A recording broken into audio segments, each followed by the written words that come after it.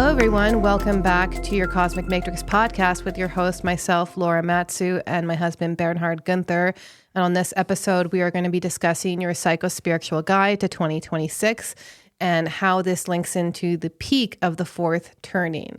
So 2026 is going to be a big forward-moving year for many. Collectively, we are entering the pinnacle of what has been coined the fourth turning, which is a crisis stage in this epoch of human history that is expected to last into the early 2030s, in approximately 2032 to 2034.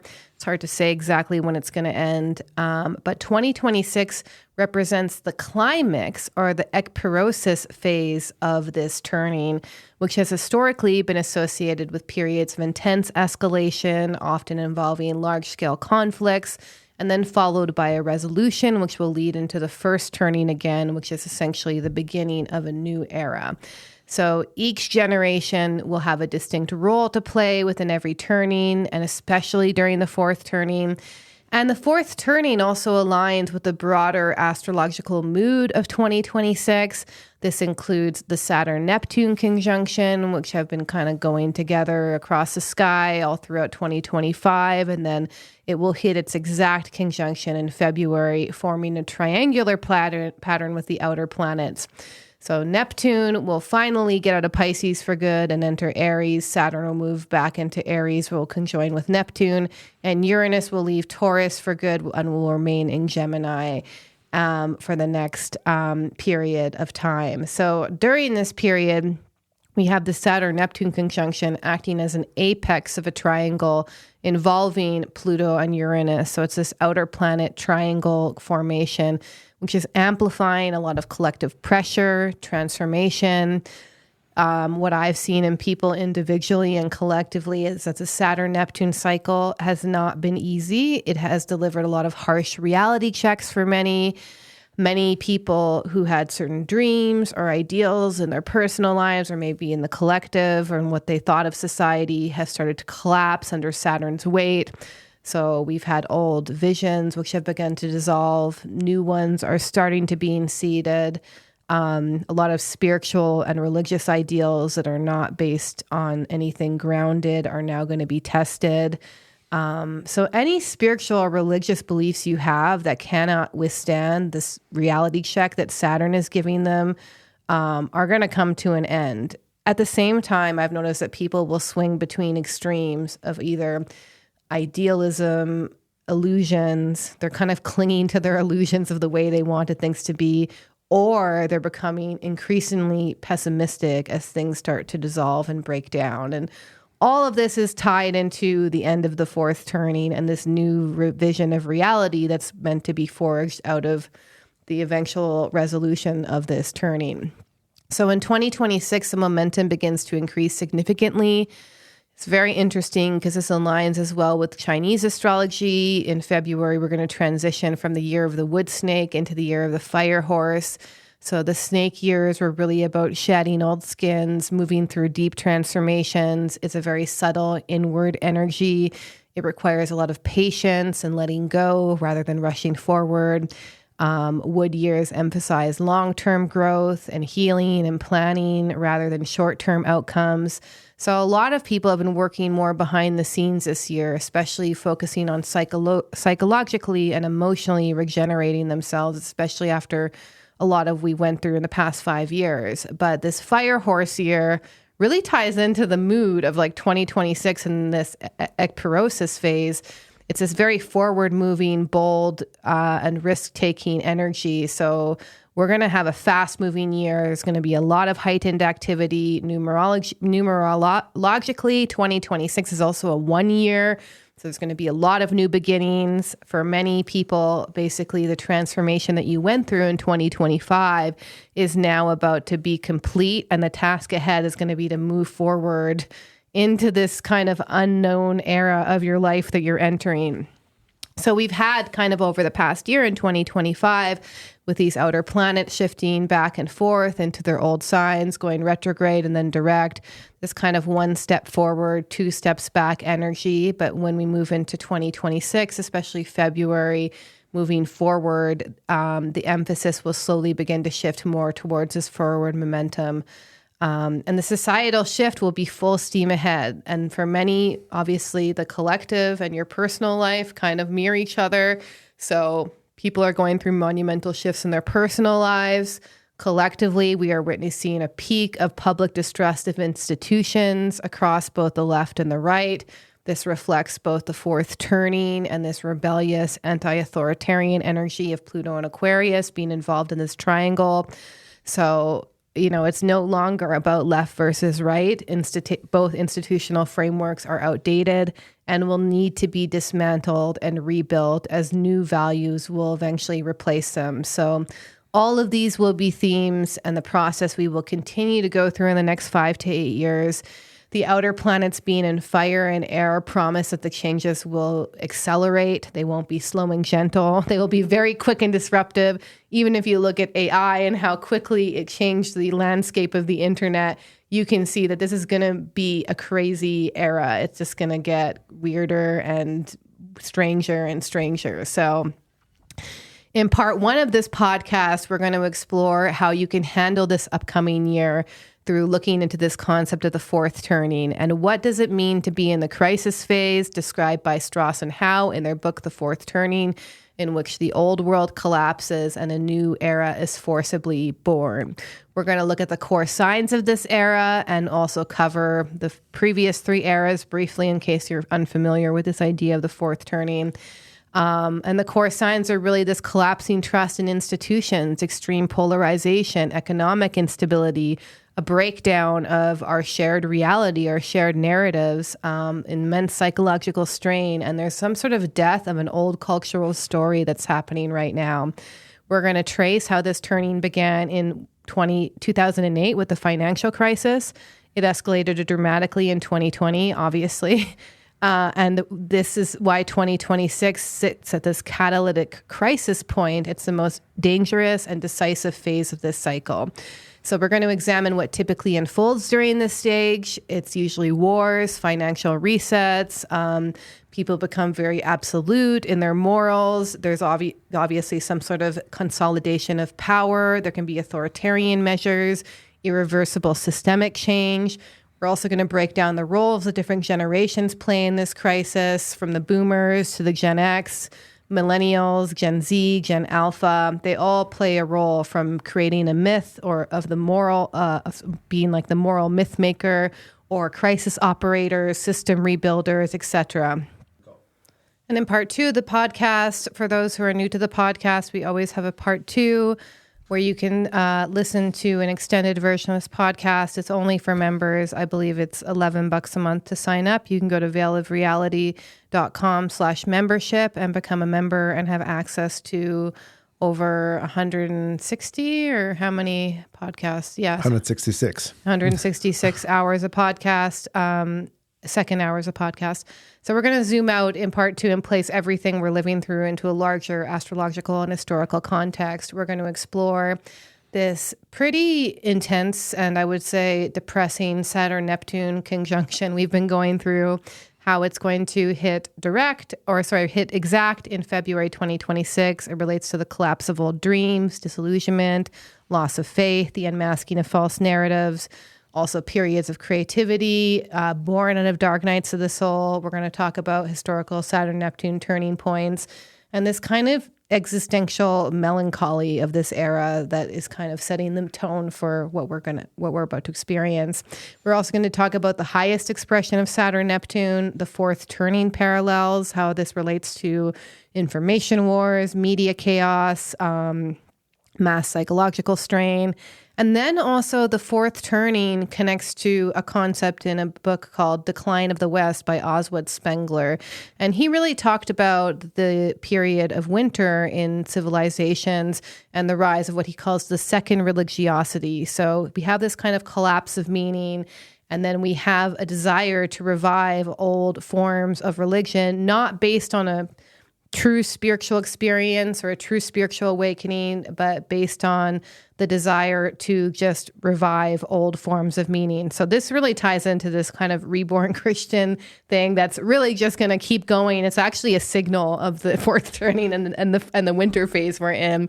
Of a collapse. Yeah, it's a sign of the end of the epoch, basically, and how we're going to keep continuing to see this dogma projection. We're also going to talk about Pluto and Aquarius, individuation, and we really see this rebellion against the internet going on with the rise of analog culture. We're going to see micro communities, people shifting away from social media, and how you can really use this time and what your purpose is during this time and what you need to be focusing on as far as your own creativity and how to avoid these kind of tribal culture wars, which are just going to continue to intensify. Okay, before we dive into this episode, I want to make a quick announcement. As many of you know, Laura and I took a 1-year break from our private online group coaching program, Time of Transition Embodied Soul Awakening. We've run this program 16 times over the past 5 years, and it has filled up every single time.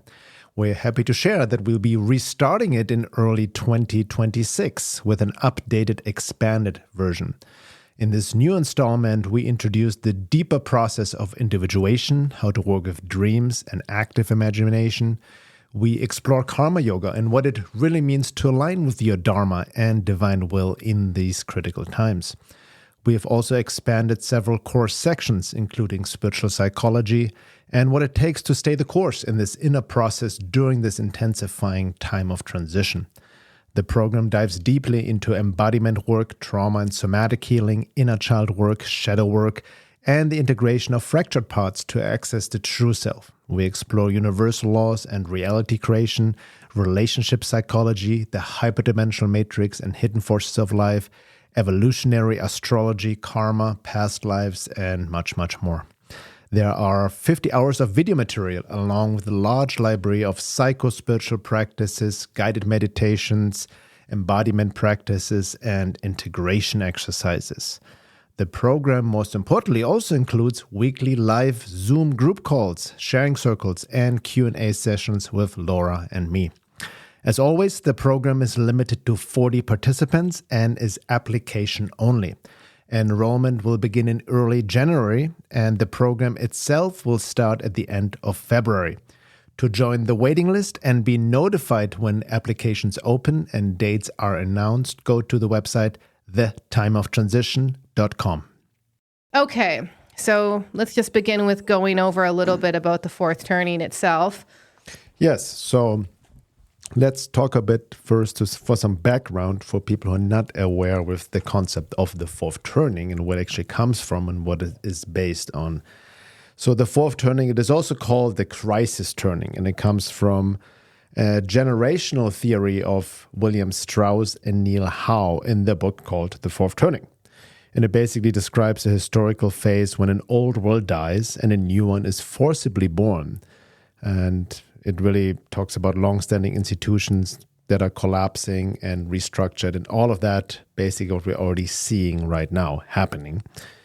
But before we talk about the specific fourth turning, which is the topic of this podcast, it also helps to understand the previous 3 turnings, right, that obviously came before.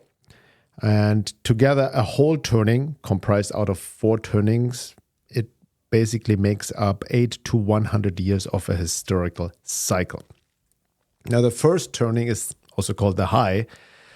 That's roughly 20 to 25 years after the last crisis, always after the last fourth turning that goes back to the first turning, right? Again, it's always relates to the concept that time is actually cyclical, like the ancients knew. It also ties, obviously, as we talked about in the last podcast about the Yuga cycle, the Kali Yuga, into a much bigger cycle, but the concept here is the same, that time is cyclical, cycles within cycles within cycles.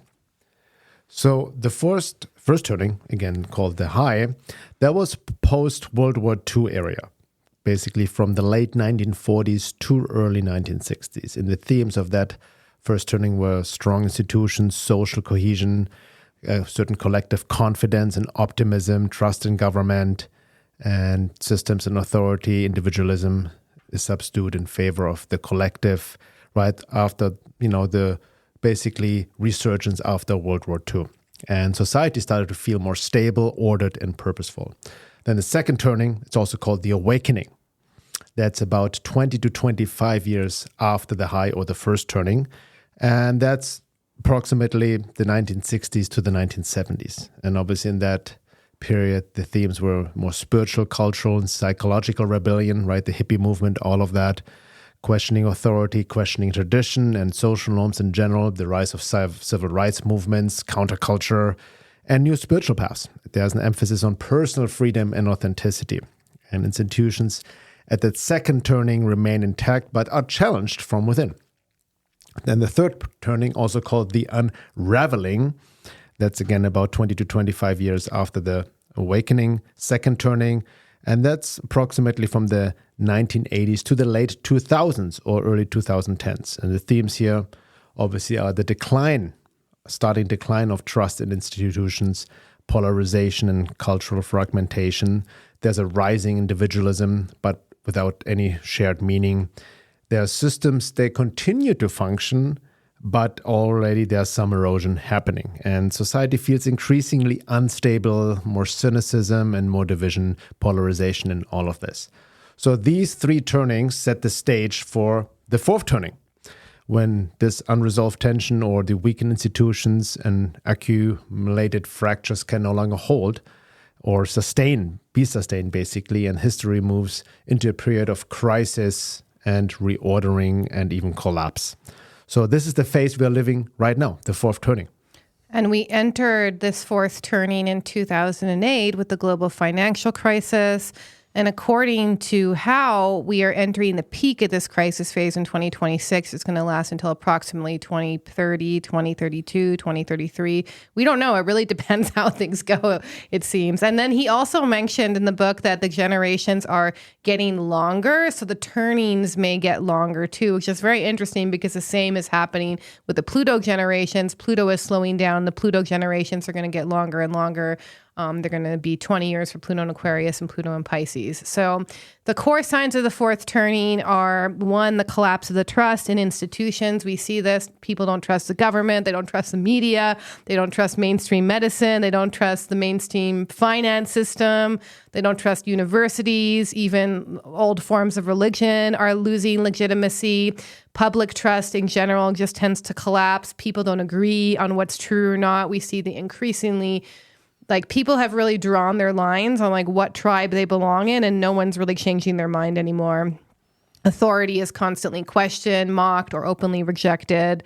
Extreme social and political polarization tends to be part of the fourth turning, where culture becomes very rigid and tribal. It's a very us versus them conversation dominating all discourse. We've all seen this over the past 5 years, over multiple topics too, not just COVID, but even Israel, Palestine, left versus right, conservatives versus leftists. It's just all over the board. You constantly see this us versus them dominating the conversation. And nuance has completely disappeared. People don't consider a middle ground anymore, which is part of the fourth turning. And people define their identity more by joint enemies rather than shared values. There's also an ongoing theme of economic instability and debt reckoning. So we have exploding national debt. The wealth gap between the rich and the poor tends to increase and becomes harder and harder to ignore. This obviously leads to increased inflation, housing crises, supply chain failures. So this idea that the system works if you obey it, collapse it because the system stops working. There's also a breakdown of shared reality where, you see right now we have this information war where people live in realities determined by the different algorithms that they're living in, basically. So we don't have this shared consensus truth anymore. That's why it's so hard for people to have conversations, because one person is getting their information from one stream of reality, the people are getting their from the other stream of the reality, and they both look at each other like they're crazy. So people really end up living in two different psychological worlds. Truth becomes really fueled by our emotions and the algorithmic feed we're being fed online. And this is obviously specific to this this turning in this century that we're in, because we have these algorithms and we have deep fakes and we have AI and we have psyops and online propaganda campaigns, just adding to the confusion and the division. Also, the rise of authoritarian control systems. We saw this during COVID, obviously, where individual liberties are curtailed. We're going to see this also with the rise of the whole technocracy and AI, surveillance, Palantir situation, where we're going to have our rights traded for perceived protection. There's going to be expansion of surveillance systems. Censorship can grow under the banner of safety. We've already seen this too, like the censorship on both sides too, people calling to cancel each other and you're not allowed to say this. And then emergency powers can become permanent. We also see a breakdown of morals and different realignments. So certain long-standing social norms start dissolving. Moral frameworks that we've lived by collectively tend to lose their authority. We have this collapse of social trust where, if you remember, even back in the 90s, you used to be able to talk to your neighbor and not care about what politics they're on, but now people are more guarded. They're more careful around each other. Intergenerational conflicts tend to intensify during fourth turning. So we have these young and older generations who have fundamentally different values, and they kind of start battling it out near the end for whose vision of reality is going to carry forward into the next turning. There's really not a lot of shared agreement between generations or different groups on which values need to be preserved, which need to be dissolved. So our collective values are kind of entering this period of renegotiation, which is what needs to happen as we near the end of the fourth turning and prepare for the next cycle. A big theme of fourth turnings is mass psychological strain. So crisis eras create widespread fear, and individuals need to learn how to become comfortable with prolonged uncertainty and instability. These psychologically intense experiences basically become part of daily life. The crisis era tends to leave lasting imprints on the generations to come. And every fourth turning includes some sort of war or civil collapse, revolution, or total financial reset. So examples of past fourth turnings have been the American Revolution, Civil War, Great Depression, and World War II. And the crisis, most of all, can't be resolved by reform. There's going to be a need to be a total restructuring, and the outcomes that happen during this period will define the next cycle of the next 80, 100 years. So we really have this death of an old story where people feel disillusioned, cynical, they feel spiritually abandoned, and their sense of meaning begins to collapse, which is meant to lead to a birth of a new order after we finish this ekpyrosis phase, where after the destruction will come a new value system, a new economic structure, a new social myth, new institutions. But this can only come after we allow what needs to be destroyed and what needs to be preserved. So the fourth turning is not about improving old systems. It's not just about another pendulum swing from left to right. It's about allowing the values of this era to collapse so the new ones can be reborn. And what collapses now is fragile, but what survives will really define the next 80 to 100 years, the next four turnings. It's very interesting, just to confirm. So they also talked about this ekpyrosis phase. Yes. Right? This is exactly what we talked about in our last podcast on Yuga Shift. And Misra, who wrote the book, The Yuga Shift, about it after the end of the Kali Yuga, which we're now in. There's this extended ekpyrosis phase in the Yuga Shift that's actually a transitional phase of 1,000 years. But here's a smaller cycle and the ekpyrosis phase before we enter the first turning again, right? Yeah. Okay, so let's go through step by step because there are sub-stages or different stages within the fourth turning here in 2026 based on their book, The Fourth Turning by Struss and Howe. So there are four internal phases. Number one, there's the trigger, the initial shock, then the escalation, then the catalytic crisis, and lastly, the resolution or reordering. And the trigger phase is from 2008 to 2019. That's when the crisis is born. And we already know that. 2008 was the global financial crisis that initiated basically the fourth turning. And the trust in banks, governments, economic fairness starts to fracture. Bailouts are starting to expose systemic corruption like the saving the banks, the banking bailout and all of that, which we have experienced. Wealth inequality accelerates, and the social contract breaks. Now, a social contract is the unspoken agreement that holds society together. Very important, because when it functions, people feel basically safe, they trust more institutions, they trust in each other. But when it breaks, then the faith in institutions, fairness, and one another collapses. And that leads to cynicism and fragmentation, polarization, all of that, what we're experiencing now.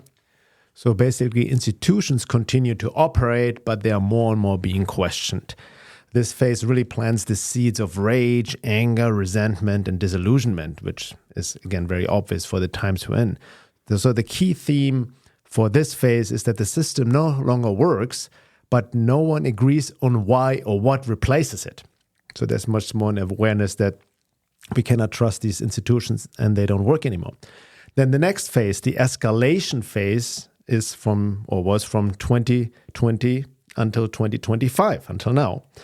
That's when global shock events, like obviously the COVID pandemic, forces the crisis into daily life and affects everyone. Emergency powers are normalized, obedience versus resistance split becomes much clearer.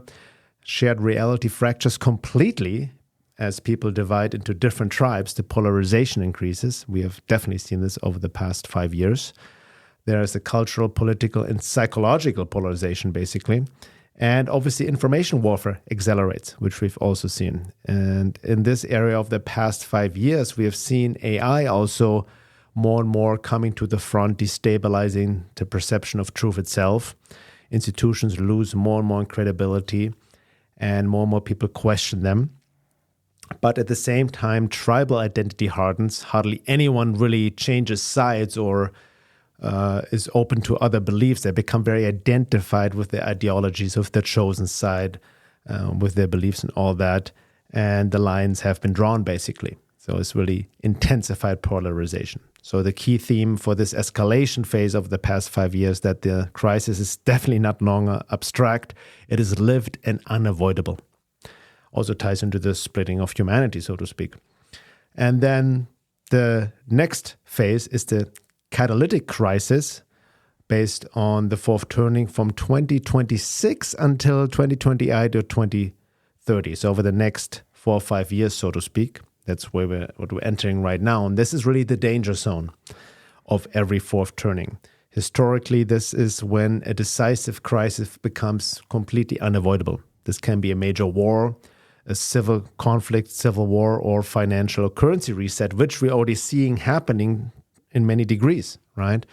Even what's happening in the Ukraine and Russia or China, all of this is kind of intensifying. Even in Europe, they talked about potential war. Literally, I think the NATO General Secretary said to prepare for potential war, similar to what our grandparents had to go through. So that's really talking about Second World War, literally referencing the past fourth turning. And then the financial upset we've seen is also currently, a lot of people, especially people who hold gold and silver, they're happy because all of them got all-time highs. But everybody who understands economics, when gold and silver is really rallying extreme, that means we are about to enter a crisis, a conflict, because more and more people put all their money, all the cash into hard assets to prepare for a collapse. So this is what's happening right now. So basically, in this phase, old systems begin to fail outright. There will be maybe temporary emergency measures that become then more permanent. A final confrontation then emerges between centralized control and populist or decentralizing forces, which we're already seeing, especially also in the financial market and so forth. Then the illusion of neutrality basically collapses and the whole middle ground disappears. And the sides become more hardened permanently. We see this definitely in the political spectrum of left versus right. Both become more extreme in their views, in their identifications, even religious identifications as well. And really, there's no return anymore to the old normal. That's really what it comes down to. And the key theme of this phase is the old order cannot be repaired. It must be replaced. So that's what we're entering in over the next 5 years. And lastly, the last phase of this fourth turning is called resolution or reordering phase, starting in the 2030s, 5-6 years from now. That's when the new world takes shape. That's a new civic, economic, and moral order emerges, literally a new world order, not in terms of a conspiracy, but part of a almost natural process here. Institutions are being rebuilt or replaced, power structures realigned, there will be new values, and a new myth or reality takes hold. So that's then when the next first turning and the new high, so to speak, is born out of this resolution or reordering phase in the 2030s. And the key theme for that is a new civilization emerges from the ashes of the old.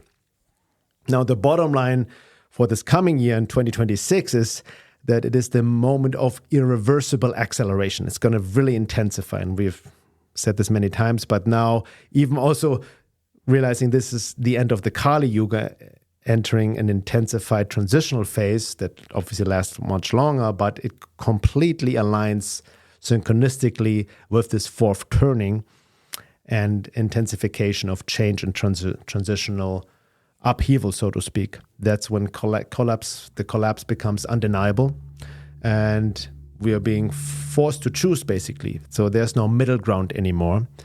And that's also why 2026 really matters so much. It's where the crisis stops simmering and we start to decide the outcome. So we really need to step up to the plate, so to speak. So just to give you guys some correlation of the past fourth turning in World War II terms, 1933 until 1938 was the escalation phase. Then 1939 to 1942, the catalytic crisis. 1943 until 1945 was the resolution phase. And then we started again the first turning. So basically 2026 aligns with 1939 to 1940 energetically, right the beginning in the midst of World War II. Okay, so now we're going to spend some time looking into the different archetypes, the different generations of the fourth turning, what kind of physical or spiritual roles you might play depending on the generation you're born in during this period of civilizational breakdown. We're also going to explain the generational tensions and conflicts we're seeing right now. And each group has a specific role to play during each turning, depending on what part of their life cycle they're in, basically. So let's start with the boomers. Definitely getting criticized quite a bit during the fourth turning. They're known as the prophet generation. A prophet generation is a generation that's born during the high. So he technically puts the boomers into years 1946 to 1964. So these people are visionaries. They tend to be very morally absolute. They tend to be very idealistic. And the prophet archetype basically means that they're born after a great crisis. In this case, they were born after World War II. They were raised during prosperity and institutional confidence. They come of age during a spiritual and cultural awakening, and they enter elderhood during the next civilizational collapse.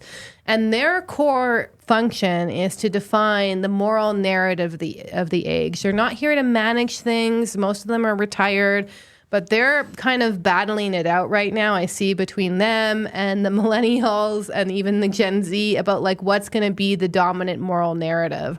And some of the psychological signatures of the boomers in the fourth turning is they tend to value the meaning of things versus over its function. So you see them hopping onto a lot of these ideologies, these idealistic ideologies, even this woke stuff. Boomers are really into that stuff for the most part. They tend to see history in terms of moral absolutes. So they think in terms of good and evil, oppressed versus oppressor, victim versus villain, which makes them highly prone to this ideological possession we've seen with them when a lot of the boomers have, put outside their house, in this house we believe, like Black Lives Matter, etc. Like those signs that we see everywhere. So they're kind of like, they tend to also have a very messianistic self-concept. Like they feel that since they lived through the last revolution or the 60s and 70s, that this revolution we're going through is much the same. And they think they understand what's happening now, but the truth to be told, they really don't. And they're actually just kind of being controlled through their own ideological possession. So, and I'm not saying all boomers are woke or whatever. Obviously there's probably a lot of people born in that generation who are not. But a lot of them, actually, the reason why they support this woke ideology and they think of terms oppressor and versus oppressed and human and civil rights is because they believe that what's going on now is similar to the awakening that happened in the 1960s and 70s, and they don't actually see the fundamental difference and the fact that actually their civic and human beliefs are actually now being co-opted by institutions as a way of seeking more power. So they don't actually see that what's happening now is not the same revolution that happened in the 60s and 70s. Is actually different. And their role during the fourth turning is they tend to dominate media, politics, even the cultural story is largely under their control for the most part. They tend to frame conflicts as existential, like even we can see this with Trump. Think what you will about him, but he was a real disruptor, and they've kind of framed him as an existential threat. They tend to radicalize younger generations through a sense of moral urgency. You can see that through a lot of the woke ideologies that have dominated the public conversation. And they tend to be willing to burn down the systems for their own values. So they don't actually care if economically we suffer. Like, they just want their moral narrative to continue. And the last prophet generation were actually the transcendentals, who were born 1792 to 1821. And they tend to fuel the moral fire of the Civil War era. So boomers now play a similar role, except it's manifesting in culture wars and political extremism and identity politics and information wars. And the shadow side of them, at their worst side in the fourth turning, is they become very self-righteous and uncompromising. They become incapable of seeing the whole system and get very fixed to their point of view. And then you can see this us versus them moral absolutism that goes on. They get easily weaponized by propaganda as well through power structures. You can see this because, again, as I mentioned, the woke thing is not the same as what happened in the 60s and 70s, being co-opted by institutions to maintain power. So it's a whole different ballgame. And the truth is that they are really the last generation to fully remember the old order. They tend to be the loudest advocates of what they think the new meaning of this next era should be, the new template. But they're not going to be the ones who live with the long-term consequences. So it doesn't actually matter to them what happens over the next 80, 100 years, because they're not even going to be here anymore. So they really tend to be both instigators and the carriers of myths of the fourth turning. They try to kind of control what the ongoing story will be around the collapse, but they're not going to live long enough to inhabit the world that's going to follow. So obviously classical boomers, also the hippie generation, all of that on the left, but you can also see hippie boomers on the right being captured by ideology as well on some level. Hippies obviously. On the right? Not hippies on the right, hippies on the left. But Yeah. I'm saying there are also boomers who are captured by right-wing ideologies That's true. and That's a good religion point. and conservatism. So I want to just point this out. That's a good point, Right, yeah. it's definitely kind of the woke stuff, the leftist stuff, the Yes. hippie generation kind of Yes. stuff, right? But obviously some boomers or many boomers are also caught by right ideologies. Exactly. You have like the Fox News crowd. Exactly. And then and like, even I'd say with the woke stuff, it is being used as fuel to this ongoing political polarization, so you can see the same thing kind of going on. Yeah. Yeah. All right. So let's cover the next generation, Generation X, the X generation, the nomad generation, as it's called in the fourth turning. And the nomad generation, or Gen X, is born during an awakening. And the birth years are from 1965 to 1981. They are the survivors, the realists, and wartime operators of a fourth turning. Does that sound accurate to you? I'm a Gen X. I was reading through this book. I can definitely relate to that. So pretty accurate, I would say. So what the nomad archetype means, the Gen X nomads are born during a time of social unraveling. They are raised with low institutional protection. I definitely can relate to that, being able to buy cigarettes at cigarettes machines or being able to buy alcohol without carding in Europe and all of that. They often come from divorced parents, latchkey childhoods, meaning, the parents would just let them out in the morning or in the afternoon, didn't know where they are, didn't have any cell phone, nothing to contact them. And you come home in late afternoon, evening and whatnot. Definitely, I had a lot of freedom in childhood and also didn't need to wear any helmets or anything on the bicycle. They are cultural nihilists. They are oftentimes forced to mature early.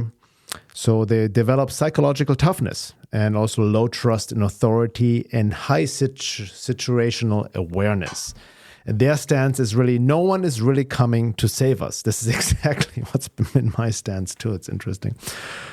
So the psychological signature of Gen X in the fourth turning is definitely being pragmatic and not ideological.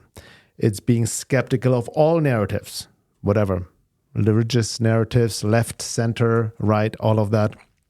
They are allergic to both utopianism and moral hysteria. They prefer function over idealistic fantasies and pragmatic results. They're often emotionally self-contained. They use humor as an armor and have a deep discomfort with mass movements. No shit, for real. That's exactly, whenever I see a movement, I will not join it. Their role during the fourth turning is really, as they wrote in the book, to be wartime managers and shock absorbers of the crisis.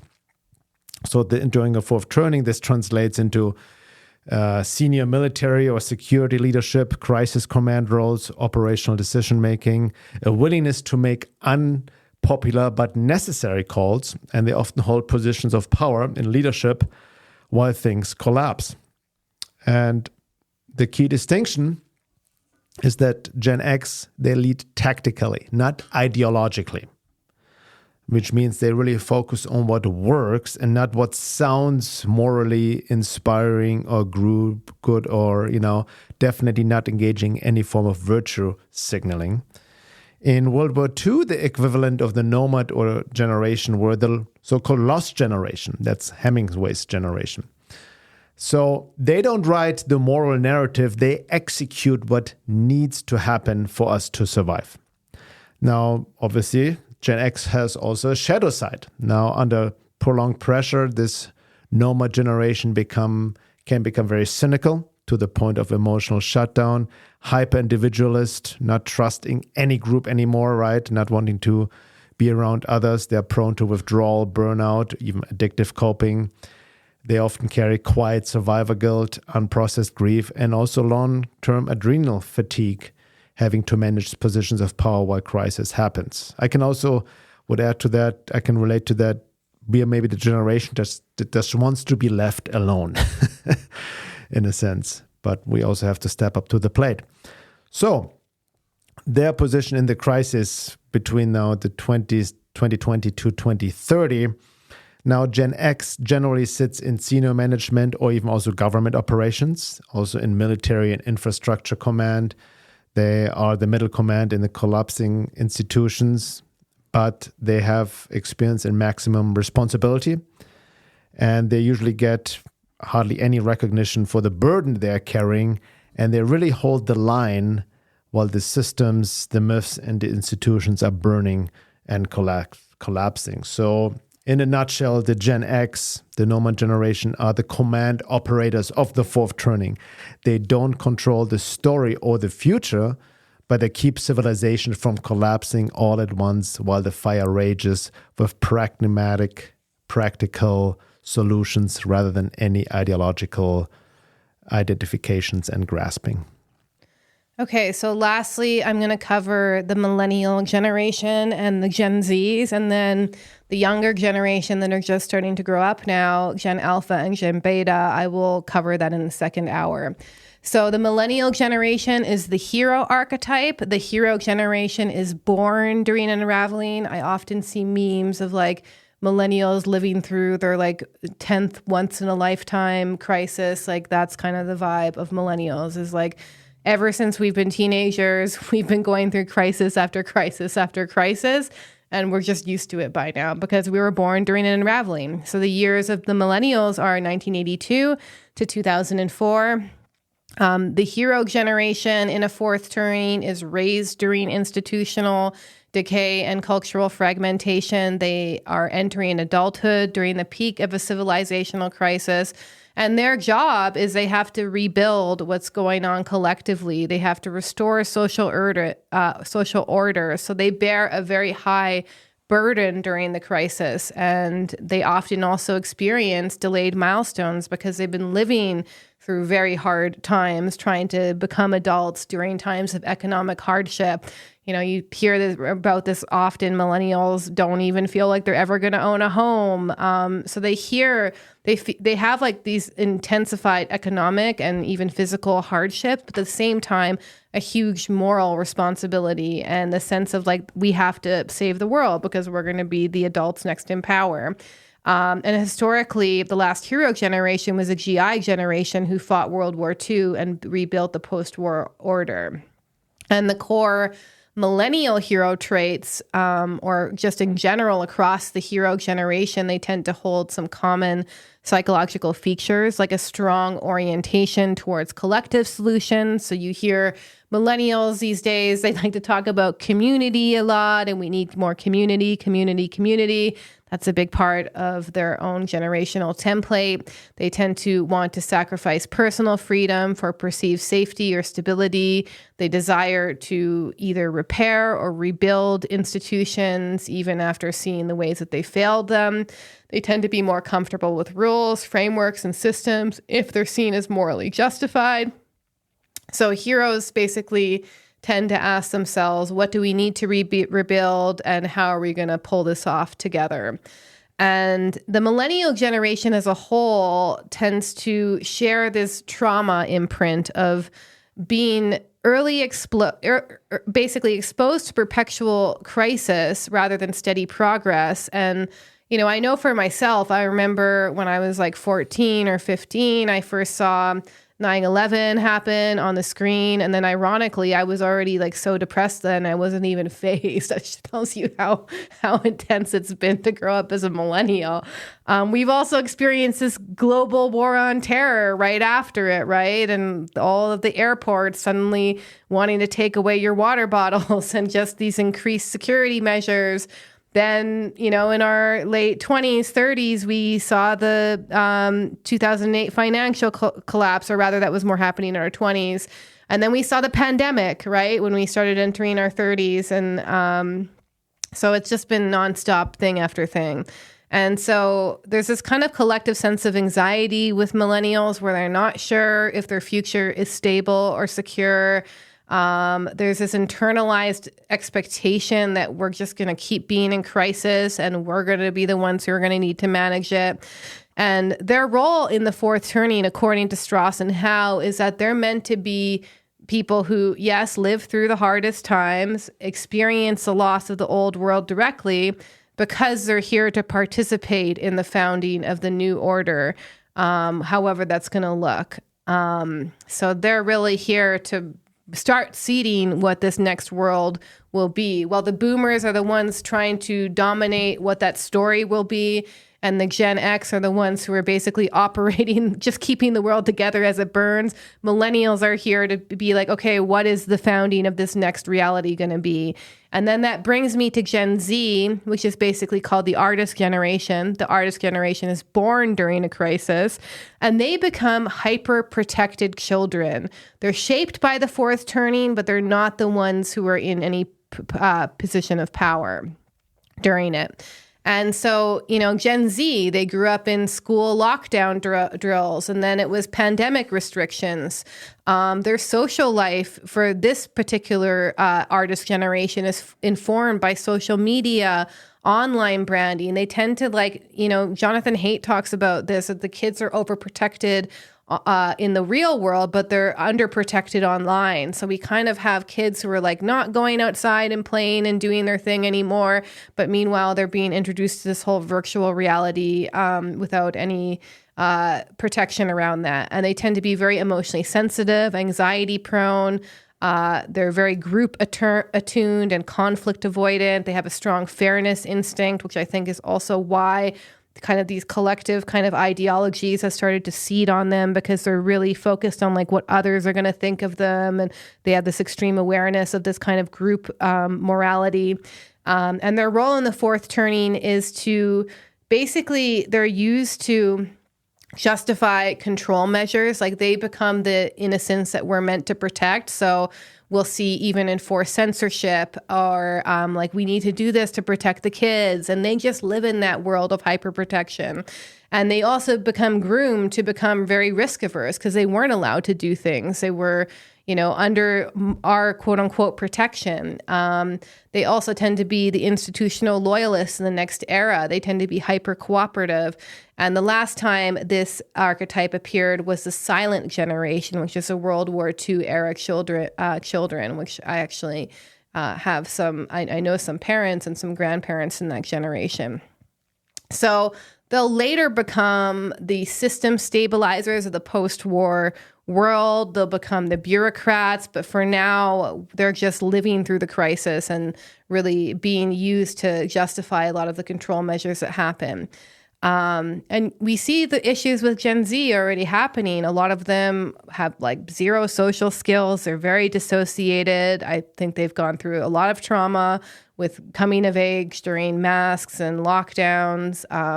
They tend to become very suggestible to online identities and online worlds. And, I think this whole attention span epidemic is also an issue. A lot of them are growing up on TikTok and their attention span is slowly dwindling because they can only watch things for a short fractured sentence. So they tend to have very fragile identities and outsource their self-worth as a shadow side. And then they can also conform out of fear too, because they're so tuned into the group and mistake that for their true values. So, and we'll discuss a little bit about the upcoming generations, Gen Alpha and Gen Beta, and what that might look like. But just to close up, the fourth turning basically describes that we're in this end stage for a civilization, for an 80 to 100 year phase of civilization. And this end stage is where we enter a crisis. 2026 will be the peak of that crisis.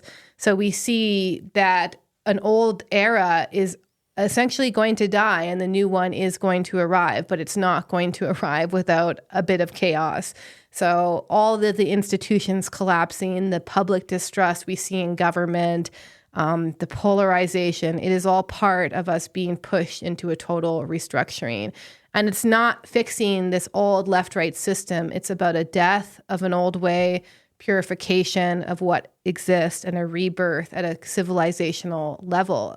And it's not going to be easy. It's not going to be painless, just as the winter is the darkest season and it marks the end of the year. We are really entering the end of an era. And just as the leaves must fall to make room for new growth, the leaves of this current civilization must fall to make room for the next era that we're going to be entering. So we need to not fear the process of change, both individually and collectively, because in the fourth turning, it's really emphasized that life moves in a saeculum, a great circle. We think that we have in the West this illusion of linear progress, where we're either going linearly up or linearly down. And the circle is about wholeness, that there's going to be a life, death, and rebirth process. And most importantly, there's a sense of continuity here, that after every winter, we have a spring and a summer and a fall again. And we're just moving through these cycles. And if we want to move into this next phase, both personally and collectively, it really is about letting go of what needs to be released, purifying the aspects of our lives individually and collectively that needs to be purified, and really allowing anything that's not built on something real to collapse. Because I'm telling you, as I'll talk about in the second hour with the Saturn-Neptune conjunction, it really will. You won't have a choice at this point. So we are going to be entering a phase where our dreams are going to be tested. Our true reason for being here during this period will become very clear. And we will talk more about that in the second hour. So in the second hour, just to go over very quickly, I'm obviously going to talk very quickly about the Gen Alpha and Gen Beta. So in case you have kids, you can kind of see what their role will be very briefly. We don't actually completely know yet because we got to watch them grow up, but we have some ideas based on the archetypes. I'm also going to talk about why things have felt a little bit heavy over the past year and what this means and how this relates to the Saturn-Neptune conjunction, which will be nearing or hitting exact in February next year. I'm going to talk about the highest expression of Saturn-Neptune and also the fourth turning parallels to this period of time we're entering 2026. We're also going to talk about how the fourth turning connects to this concept in this book called Decline of the West by Oswald Spengler, where he talked about the second religiosity and how there will be a spiritual revival, not based on a true awakening, but in response to the loss of meaning and desire to revive old forms. Interesting. He wrote this 100 years ago, right? Yeah. Really. And if you now read it now, he really revealed was very prophetic in his description of the decline of the West. And also in the context of what you just said, we need to save the West, save tradition, or certain things need to die and let go of or change or be transmuted. Yeah. But a lot of the symptoms we're seeing right now, he talked about already 100 years ago. Exactly.